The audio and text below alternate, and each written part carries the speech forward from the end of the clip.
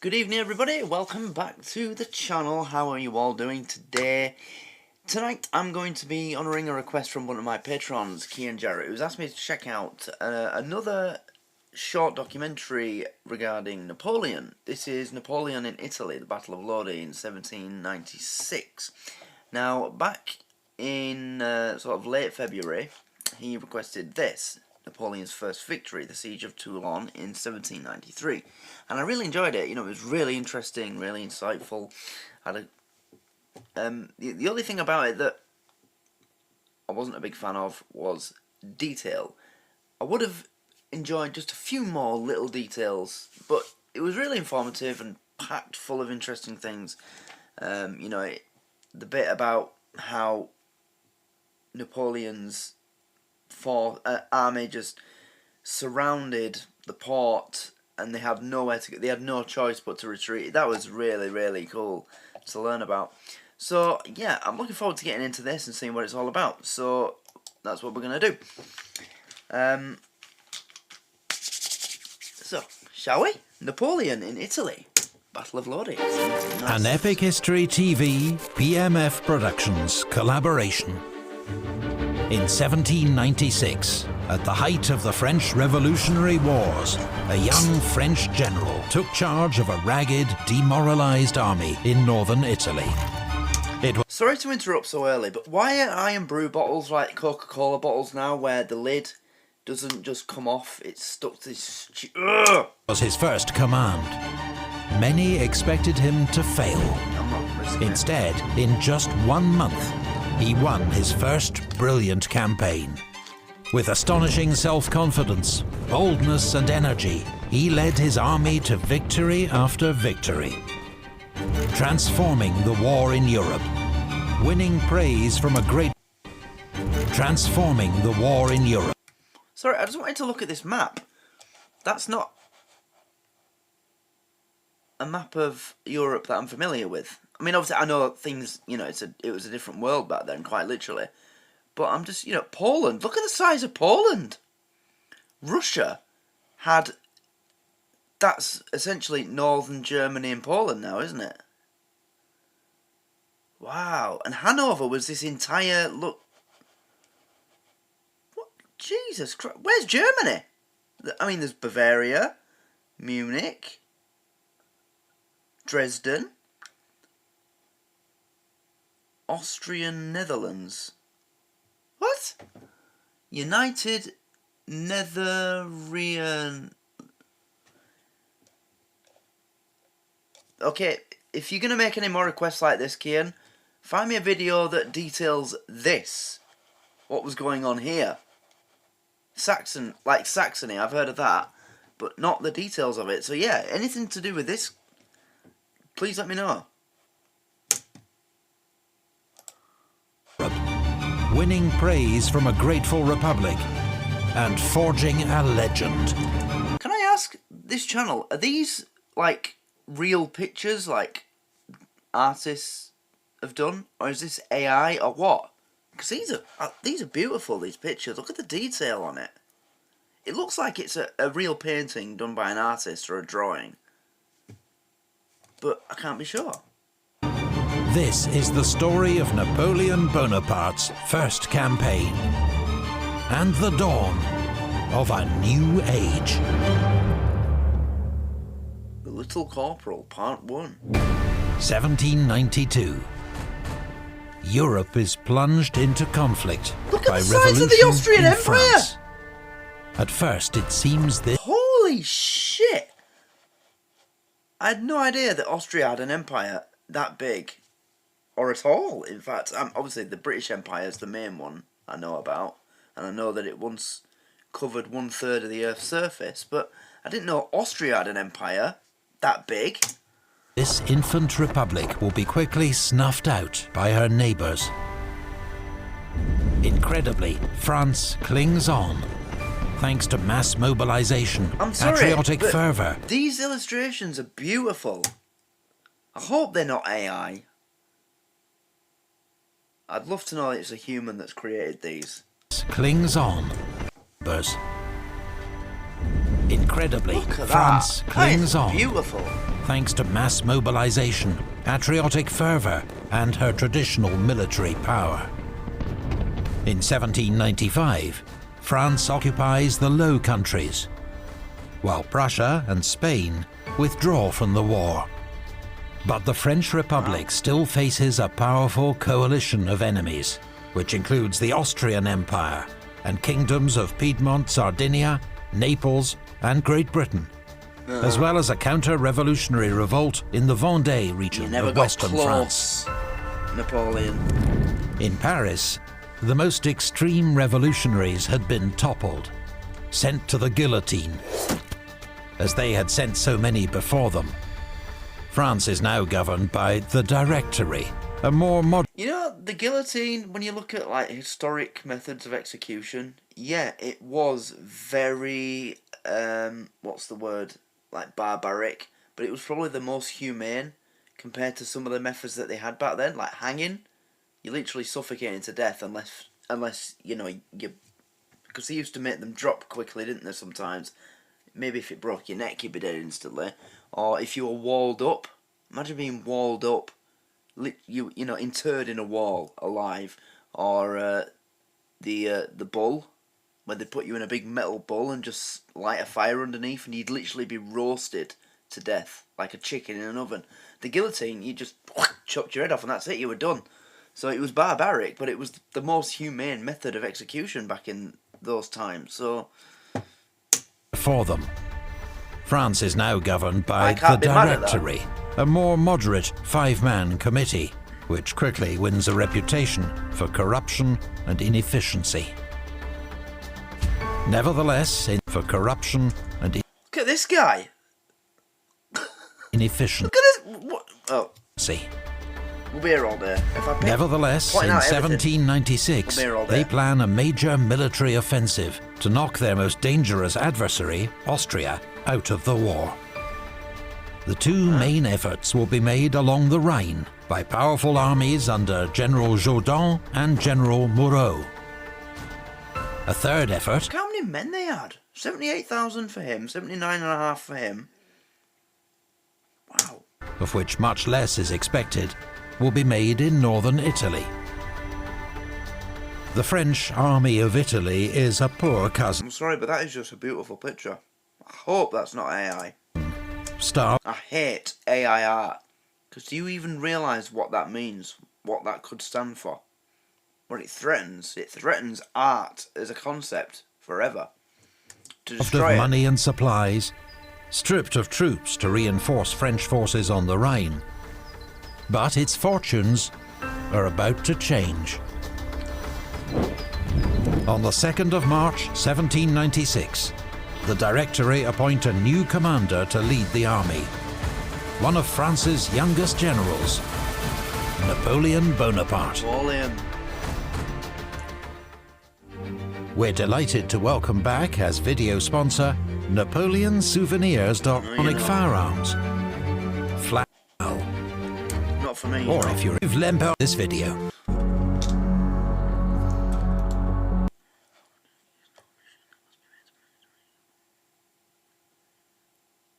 Wow. Leadership highlighted. Napoleon arrives at the Army of Italy's headquarters in Nice on the 25th of March. Really? That's where the headquarters were? He is just 26 years old. Wow, he was 1 year younger than me. Years have passed since he masterminded French victory at the Siege of Toulon. We did that. Since then, his fortunes have been mixed. A short spell as artillery commander in Italy, 10 days in jail when his political patrons fell from power. He then refused to serve in the Vendée, fighting French counter-revolutionaries, leading to several months' unemployment in Paris. Then... I didn't expect to hear that. Napoleon was unemployed at some point. Wow. An extraordinary break. 13 Vendémiaire, Paris. A royalist mob threatens to storm the national government. Napoleon is the closest general. What are all these over the windows? To hand, and put in charge of its defense. He disperses the crowds with brutal efficiency and is acclaimed savior of the revolution. Wow. A grateful Directory promotes Napoleon to General of Division and awards him command of the Army of Italy. On the 9th of March, he marries his great love, Joséphine de Beauharnais, and leaves for the front 2 days later. Oh, he left for, what, 2 days after getting married? There are French generals in Italy with a better claim to command than Napoleon. Serrurier, a professional soldier who first saw action in the 7 Years' War, a decade before Napoleon was born.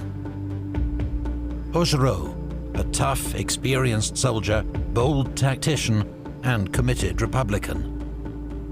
And Massena, risen from the ranks, fearless, tireless, hero of the Battle of Loarno against the Austrians the year before. All three would later become marshals of Napoleon's empire. 3 pretty decent assets to have. For now, Napoleon seems to these veterans young and underqualified, a political appointment, embarrassingly infatuated with his new wife. But there is something about the Corsican. As Massena observed, his small size and puny face did not put him in their favour. But as soon as he donned his general's hat, he seemed to grow by 2 feet. Wow. Napoleon impresses above all. I just love whenever they quote historical figures like that. It seems like everything that they said was just like a quote that you can pull and, you know, like, you speak about it. Look what this person said. Even the most simple things that they were talking about, they just had a way of speaking that was unlike today. You know, I mean, if someone said that today, said, "Oh yeah, he was a right short ass and he had a right puny face," and we didn't like him for that, but as soon as he put his nightcap on. I don't know. Grow by 2 feet. Napoleon impresses above all with his tireless energy, and he has much to do. His army is organized into Massena's advance guard of 2 divisions, one led by a hard-fighting Swiss general La Harpe, and the other by Meunier, whom Napoleon soon decides is incompetent. The main body comprises the divisions of Augereau, Serrurier, and 2 smaller divisions under Macquart and Garnier. The cavalry is led by General Stengel. But the army of Italy has been shockingly neglected by the Directory. The men are hungry and unpaid, with a few units on the verge of mutiny. Unpaid? Some men don't even have shoes or muskets. Wow. Napoleon inspects the troops and studies reports. He enforces discipline and breaks up rotten units. He is assisted by his aide-de-camp, Junot, Marmont, and a dashing cavalry colonel, Joachim Murat. Dashing? Really? As emperor, Napoleon will make 2 of these men dukes, and 1 a king. What? His most valuable assistant is his new chief of staff, General Berthier, who helps him to reorganize the army's supply system and Reminds me of, who does he look like, Beethoven? scour southern France for food, transport, and forage. The situation begins to improve. But Napoleon knows what will really rejuvenate. Well, it usually does, you know, you give soldiers the things that they want, food, more weapons, ammunition, they'll usually improve. It's a given. His ragged divisions, victory in battle, and the promise of plunder.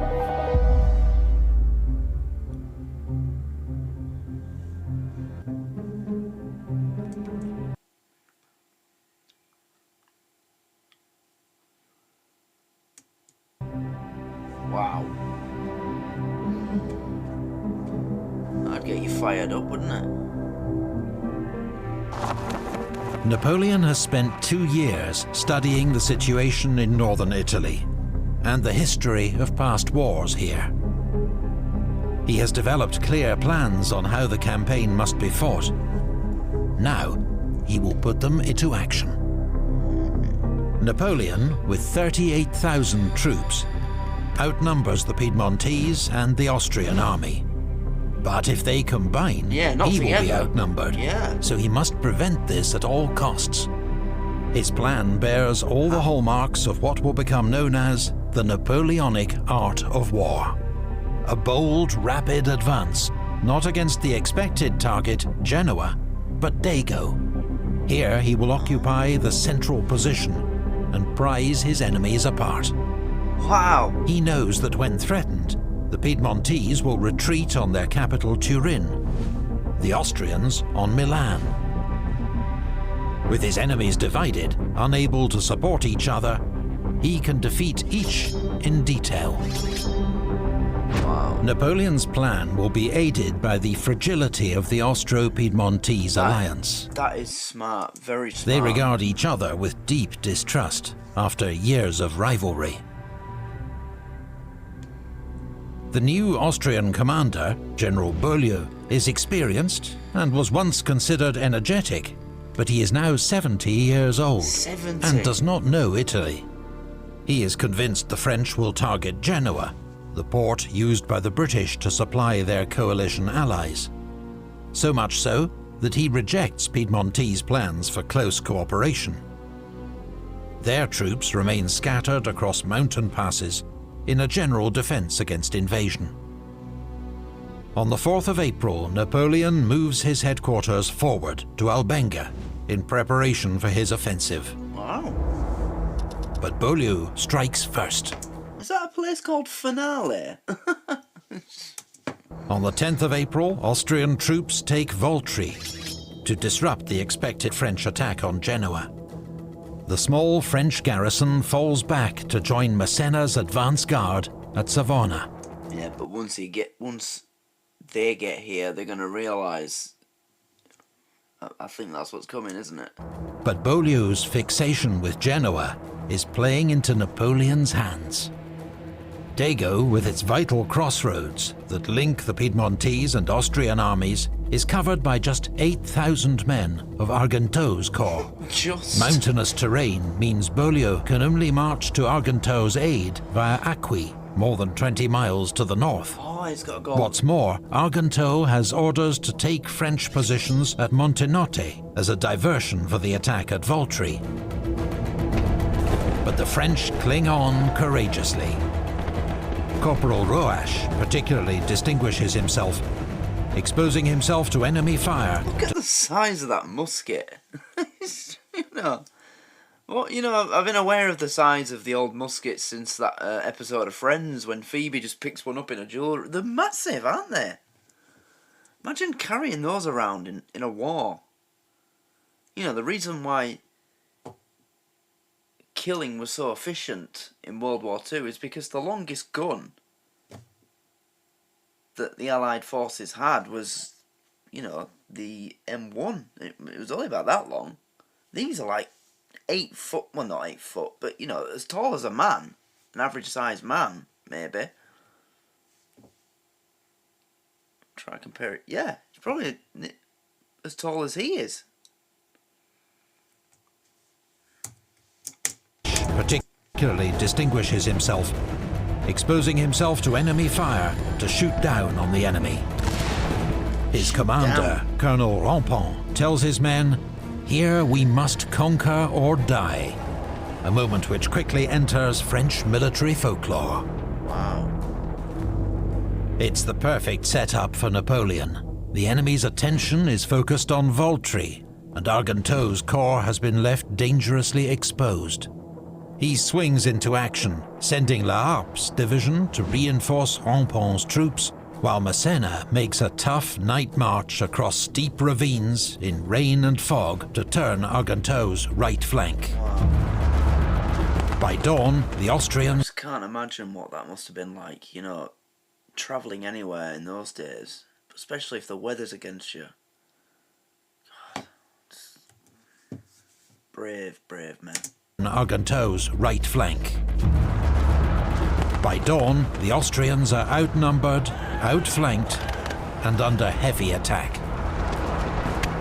They retreat in disarray.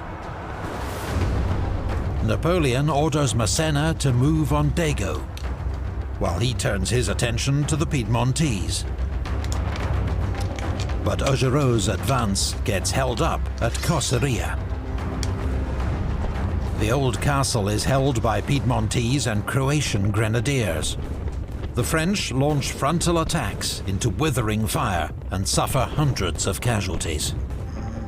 When the colonel of the 18th Demi Brigade is killed, a 26-year-old Louis Gabriel Suchet takes over command. "I have never seen fire like it," wrote Marmont, Napoleon's aide-de-camp. Despite heroic resistance, the hopelessly outnumbered garrison surrenders the next day. With Serrurier's division also advancing from the south, Piedmontese commander General Colli has little choice but to abandon his position at Montezemolo. The same day, under Napoleon's watchful eye, Massena takes Dago.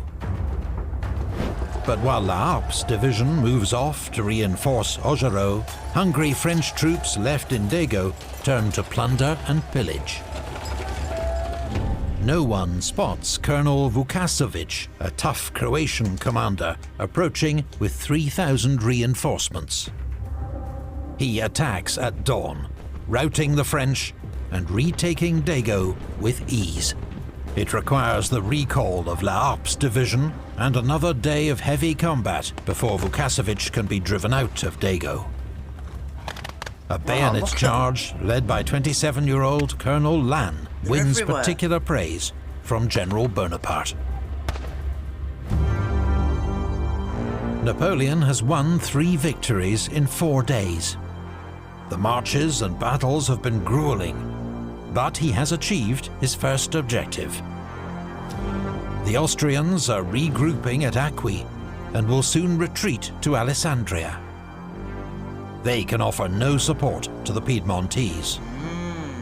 And so General Colli orders another withdrawal to a strong defensive position behind the Corsalia River. Napoleon orders an immediate attack. Augereau's division on the right, Serrurier on the left, Massena in support. You're about to get it. But the French, under heavy fire, struggle to cross the swollen river with its steep banks. When Serrurier's troops finally get into San Michele, they immediately begin looting the town and are thrown out by a counterattack. Despite his success, Colli is still heavily outnumbered and fears encirclement. The following evening, he begins a covert withdrawal to Mondovì. But Napoleon is not deceived by the fake campfires. Patrols confirm his suspicions. The Piedmontese are pulling back. Though his troops are exhausted, wet and hungry... Wait, so they tried to make them think what with the campfires? That they were staying there, you know, holding firm? What? It wasn't falling for it though, was it? Pulling back. Though his troops are exhausted, wet and hungry, he launches them after the fleeing enemy. Wow. Colli's troops are caught before they can establish a new defensive line. The brave and popular General Dicat is killed. Retreat turns to rout. The French enter Mondovì in triumph, where at last, briefly, they can eat and rest. Go on, running. The 2 armies which lately attacked you in full confidence now fly before you in terror. General Bonaparte's proclamation to the Army of Italy, 1790. Wow. Basically saying, you know, the 2 armies that attacked us, attacked you, full of themselves, full of the confidence that they were going to win, and now running away from you, running away from us. We scared them. That would inject so much confidence in an army, wouldn't it? I mean, there's absolutely nothing that's happened in my life, or your life probably, unless you were a soldier, that you can even remotely point, to go to and say, oh, I relate to that. But in a very small way, it's similar to, remember when you were a kid and you played football, if you were losing and then you ended up being, you came back and you were winning again, remember the confidence that gave you? You were like, wait a minute, we were losing not so long ago, but now we're winning. It would have been like that, but times 1,000.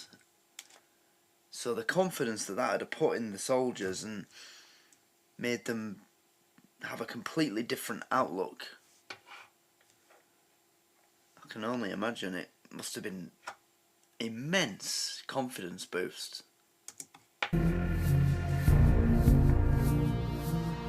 General Colley, his defeated troops scattered and demoralized, requests an armistice.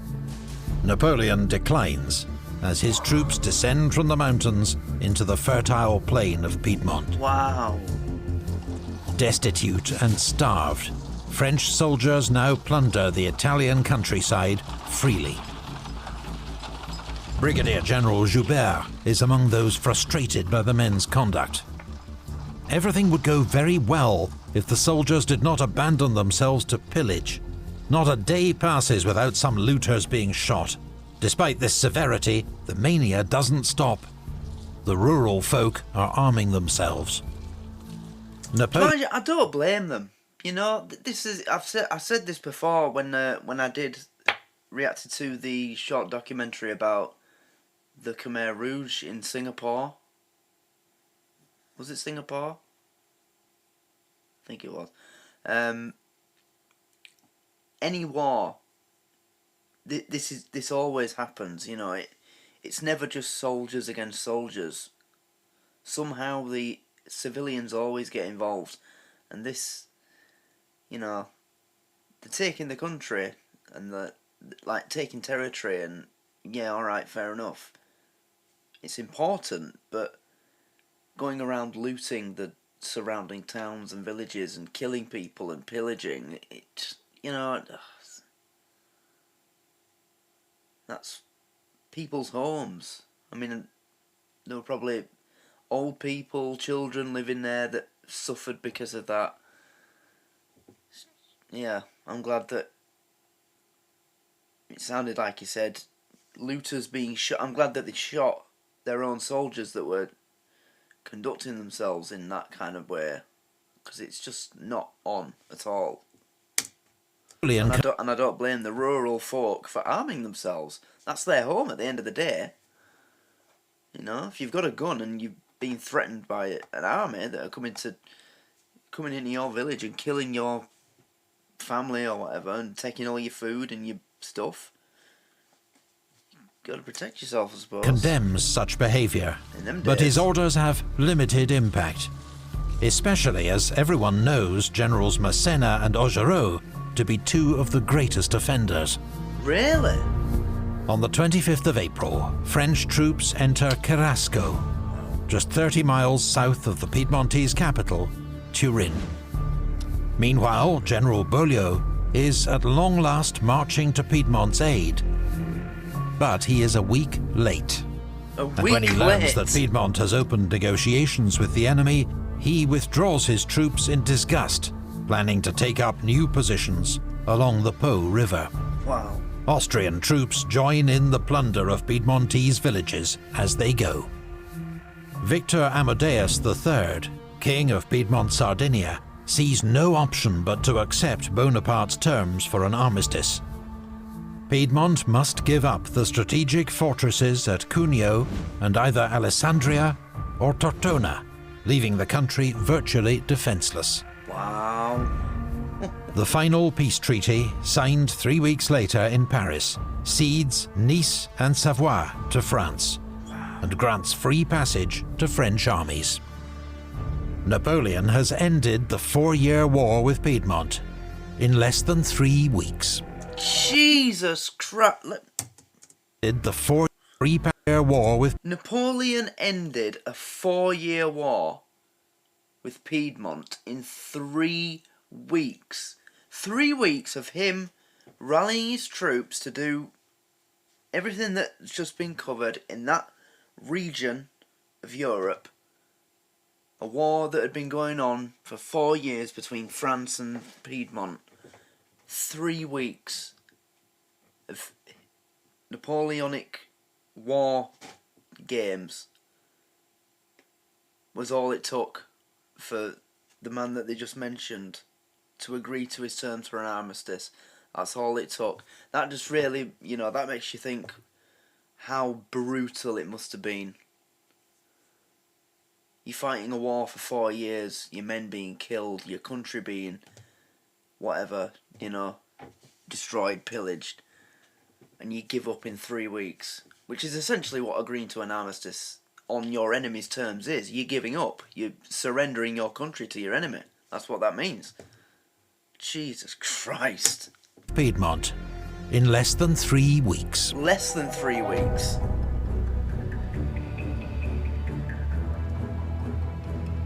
Richard, you've done nothing. There still remains much to do. Well, The army of Italy has little time to rest on its laurels. 4 days later, having received 7,000 reinforcements and fresh supplies, it's on the move again. oh dear. Here we go Napoleon again. plans to invade the rich province of Lombardy, ruled by the Emperor of Austria, and defeat Beaulieu's army. But first, It's Beaulieu's turn. he must cross the Po River, which is closely watched by Austrian forces. It will prove one of Napoleon's most brilliant maneuvers. Massena is ordered to make conspicuous preparations to cross the river near Salé, assembling boats and building gun batteries. Meanwhile, Napoleon has formed a new elite brigade, 5,000 grenadiers, carabiniers and chasseurs to act as the army's advance guard under the command of General Dallemagne. Dallemagne. This force is ordered to march rapidly east to Piacenza and cover 40 miles in just 36 hours. They are followed by La Harpe's division, then Augereau and the cavalry. Beaulieu receives reports that French troops are moving east and begins to redeploy his forces, while remaining conscious that there are still French troops that might cross the Po as far west as Valença. This uncertainty makes it impossible for him to concentrate his forces. Yeah, where do you go? Oh, that is a great idea. Because he's sending, you know, these divisions scattered all up and down the river. What do you do? He's got 4 units here. Yeah? 4 brigades, whatever you want to call them. 4 companies, or... where do you put them? Because Napoleon's got 4 here alone, and then he's got another 4 waiting behind in Salé, around Salé and Alessandria.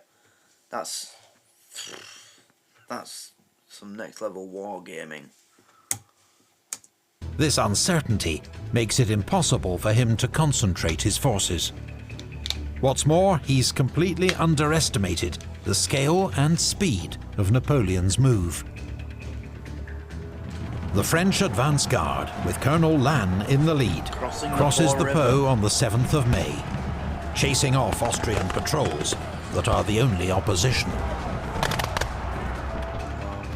By the next morning, most of La Harpe's and Augereau's divisions and the cavalry are across, consolidating the French bridgehead, while Massena and Serrurier move to the crossing as fast as they can. Men of General Liebtei's division are the closest Austrian troops. They take up defensive positions at Fombio, but are overwhelmed by the French attack. That evening, Beaulieu's advance guard arrives, expecting to reinforce Liptay.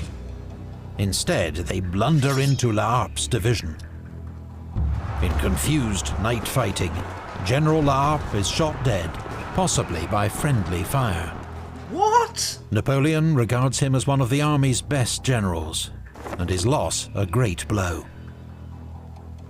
Beaulieu, realizing that the French have crossed the Po in force and now threaten to cut him off, orders a rapid withdrawal east. Milan is to be sacrificed. The great fortress of Mantua will be... Milan is to be sacrificed, just like it's nothing.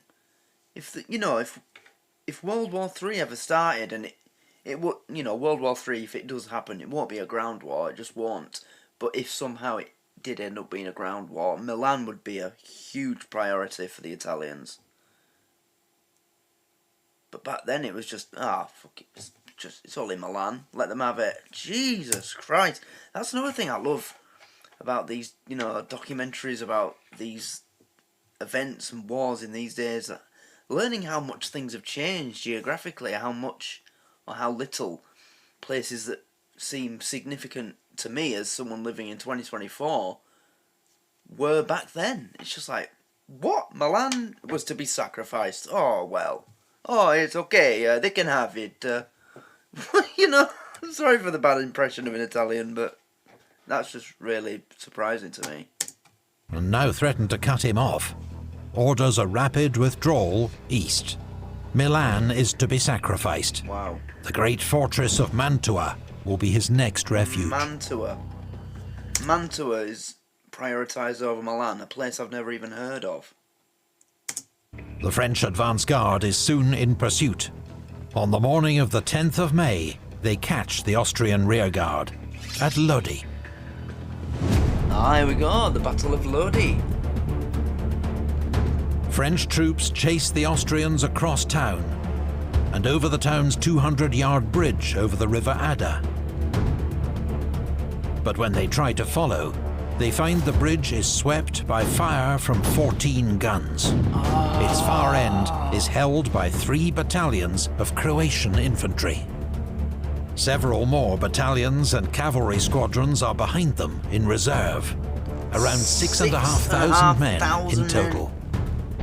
Napoleon soon arrives and positions guns to bombard the Austrians on the far bank. An artillery duel rages for much of the afternoon. Napoleon sends Beaumont's cavalry brigade upstream to look for a ford so they can cross the river and flank the Austrian defences. But he grows impatient. Massena's division has begun to arrive from the south, bringing his strength up to 15,000 men and 30 guns. Wow. Napoleon makes a speech to the infantry, taunting them, daring them to take the bridge, then orders them forward. To cries of "Vive la République!" the hardened 2nd Carabinier Battalion leads the charge. They come under torrential fire from the Austrian guns. But urged on by Napoleon, Berthier, Massena, Lannes and others, French infantry surge across, under and around the bridge. Faced with this irresistible onslaught, the Austrian front line crumbles. And with French cavalry across the river to the north, the rest of the Austrian rearguard begins an orderly withdrawal. Wow. Did he mean that? Because, when he first got there, he probably had no idea that that was waiting for him on the other side. So the decision to, go upstream, find a ford, and then come back down was probably a spur-of-the-moment thing. I mean, it's the only thing you can do in a situation like that. But now, he said to them, cross the bridge anyway. It doesn't matter that they're firing cannons at you. And they've made it. And now, if he meant that, that is incredible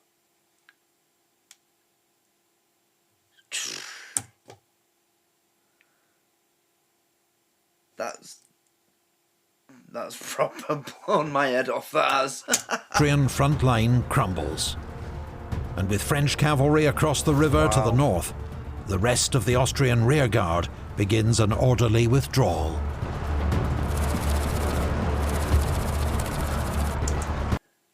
"500 French casualties, 2,000 Austrian casualties. Jesus.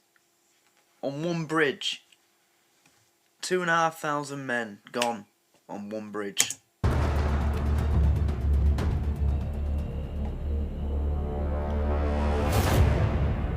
I no longer regarded myself as a simple general, but as a man called upon to decide the fate of peoples. After this battle." That's powerful.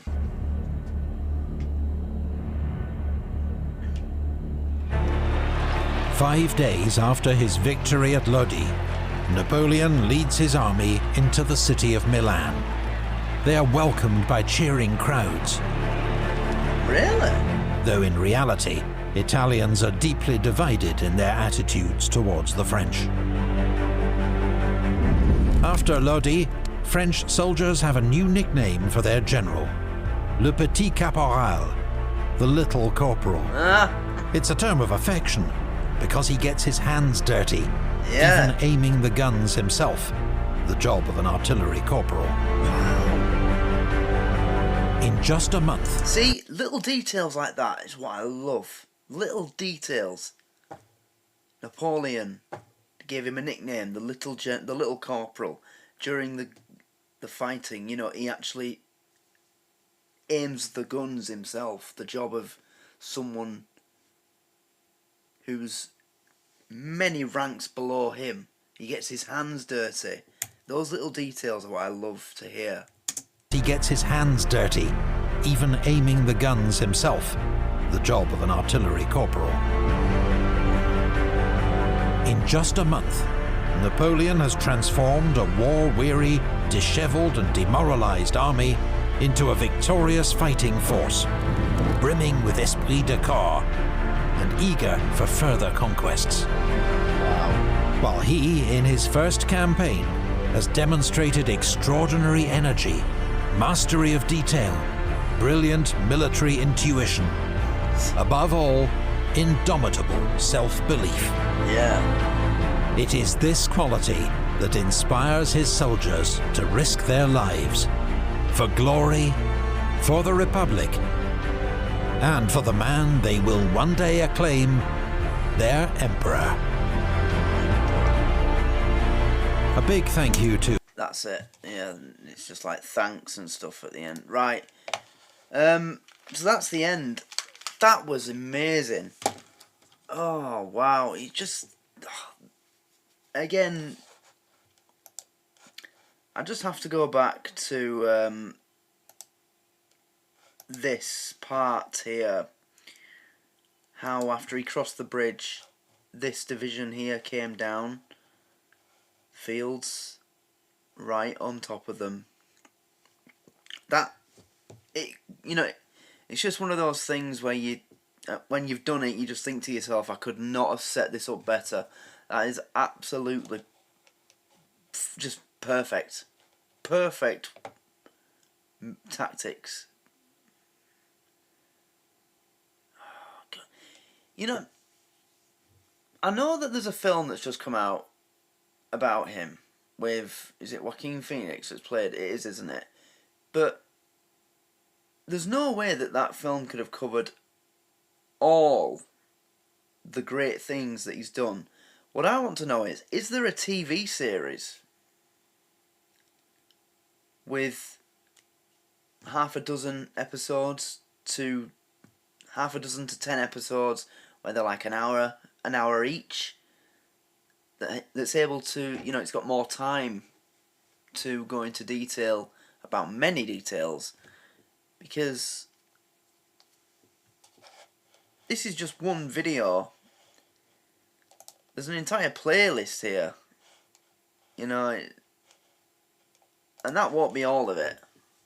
That'll just be, from what I've heard so far of the man, that'll just be a couple of months. You know,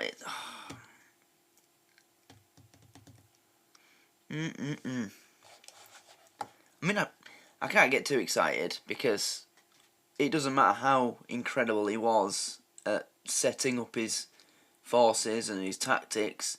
At the end of the day, we kicked his ass. You know, that's the long and short of it. But I have to respect what I've seen so far.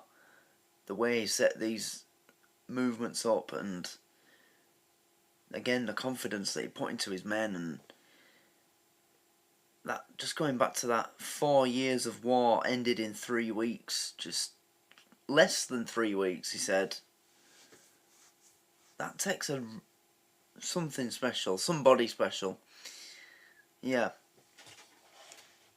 He just had such presence about him, I'm sure. Even though he was really short, you know. It's exactly what the current leader of the UK lacks today. You know, our so-called leader, he's short, but he looks short. There's no metaphorical standing 10 feet tall kind of thing, is there? Napoleon, you know, he was a short man, but he just had this presence about him that made him tower over everybody. Yeah. I'm absolutely loving learning about this. This was the best one so far, though. It had more detail, went into more depth. Yeah. But no doubt this is gonna, you know, it'll go into detail about when he ended up fighting against us. I want to learn about how he was at sea. Because what's that film called? Master and Commander.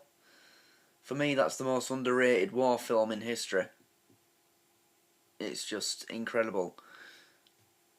And that's Napoleon, based on real events, a real war, real battle, real everything. Even the captain that Russell Crowe plays in that film is a real man. Jack Aubrey, is it? I'm sure he's real. Anyway, and the Doctor played by Paul Bettany is real as well, I think. So I'd love to see more detail on that, because that film's amazing. In fact, I might watch it tonight now. Whenever I think of it after a few months, I'm like, I've got to watch it, and I'll watch it. But yeah, I'm going to end it there before this video ends up being too long. So, again, thanks to Kian for suggesting this, and I really enjoyed it. Yeah, loving it. I suppose I don't want to, you know, give myself too much requests or content, but if you want to,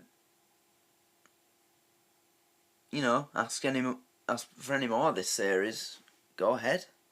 I'd be happy to watch it, because it's fantastic so far. Absolutely loving it. Yeah. Wow. He was incredible for so long. It didn't last forever, but he had his moment. Can't deny that. Gotta give him that. He had his moments. Yeah. But that was the way they came. Oh, wow. If he meant that, that is just amazing. Anyway, I'm going to end it there. So, yeah, thank you, Kian, for requesting this. I hope you enjoyed the reaction, and I hope it was what you were hoping for. And anybody else that's watching this series, I hope you're enjoying it too. If you want to make a request, go ahead. And, yeah, like the video. I don't know if these will end up on YouTube, because it's from a verified channel, and when you post other channels' content that create content for YouTube, I don't mean like if I reacted to one of Peter Kay's videos from his verified channel.